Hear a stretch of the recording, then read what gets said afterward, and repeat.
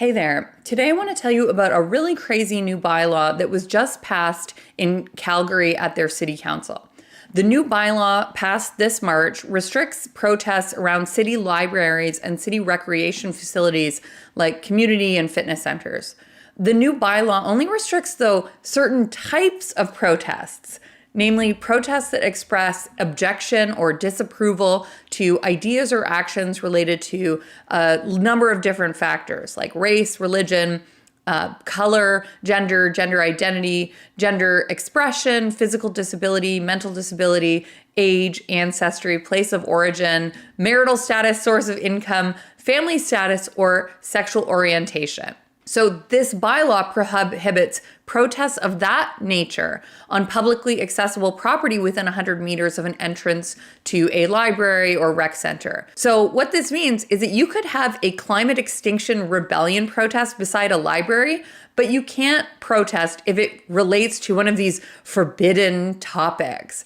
We are fighting back against this bylaw because courts have long held that the right to freedom of expression is content neutral. The government doesn't get to pick and choose the topics which are acceptable or unacceptable to protest. I can't wait to tell you all about what we're planning.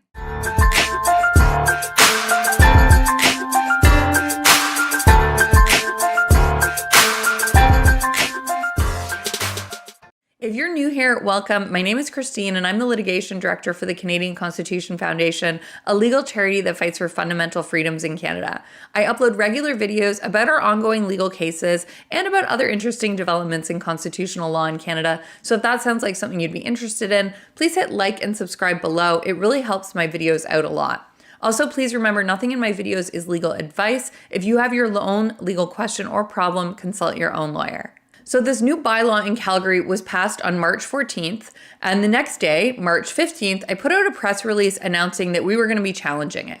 And I created a portal where people who disagree with this law can send me their information, including their story about how this law affects them, and they can also let me know if they would be interested in participating in our legal challenge. You can send me your story about what you think by visiting the ccf.ca/Calgary protest ban. Now, as I said, the bylaw only restricts certain types of protests. So protests that express this objection or disapproval around ideas or actions related to things like race, religion, gender identity, disability, sexual orientation, and place of origin. The bylaw, therefore, is not content neutral. It only prohibits specific types of protests that the government doesn't like.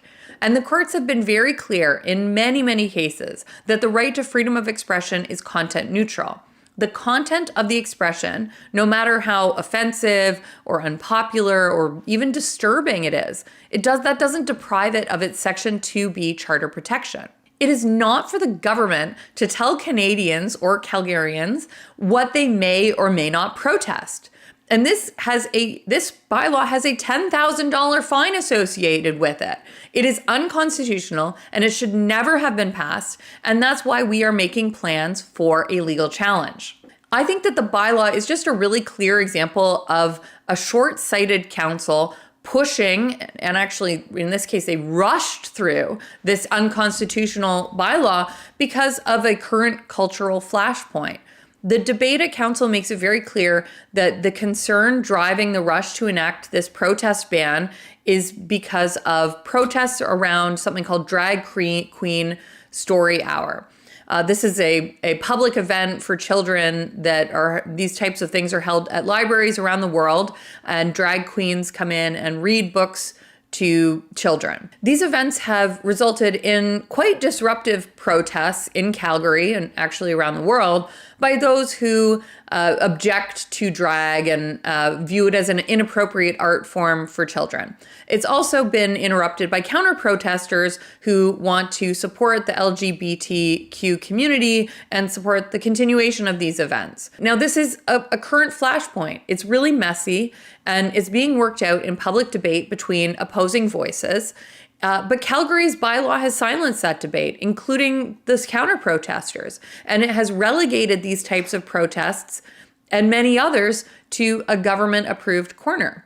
Now, whatever you think of Drag Queen Story Hour or the protests for or against it, Calgarians still have a right to protest both for and against. And indeed, they have a right to protest not just about this type of event, but on any topic that they choose.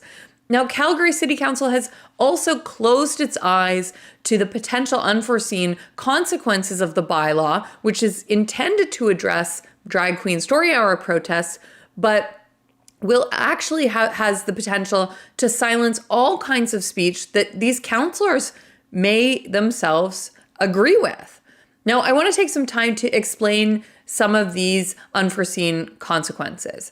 So today in Calgary, this new bylaw would prohibit protests near libraries around female genital mutilation, which is a religious cultural practice in some parts of the world that is an internationally recognized human rights violation. It's horrifying. It involves the partial or even total removal of external female genitals for non-medical reasons. It is causing immediate as well as lifelong health complications for some 200 million girls around the world, but it's rooted in religion and culture.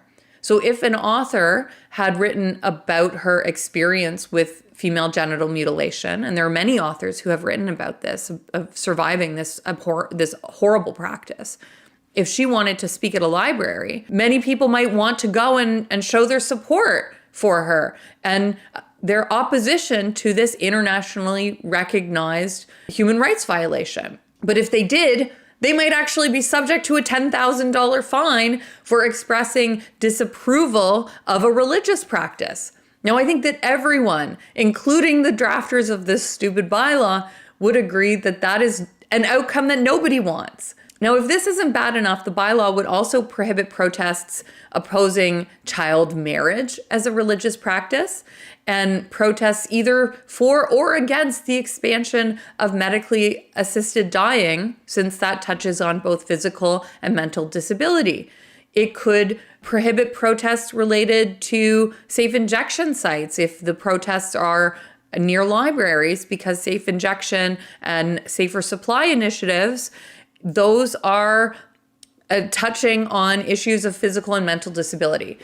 This law could also prohibit protests related to international armed conflict. For example, people protesting related to the war in Ukraine could trigger the bylaw to the extent that they may express disapproval of Russia as a place of origin. Similarly, protests, basically any protest related to the dispute between Israelis and Palestinians could also trigger this bylaw. But of course, other types of protests would still be permitted.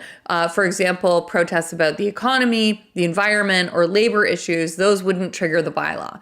And in my view, it is absolutely abhorrent that Calgary City Council would enact a bylaw that permits pipeline protests, but prohibits protests against female genital mutilation and international armed conflict. This is just so short-sighted, it's authoritarian, it was rushed through, and it's patently unconstitutional. It infringes on our right to freedom of expression. The courts have been very clear that this is a content-neutral right.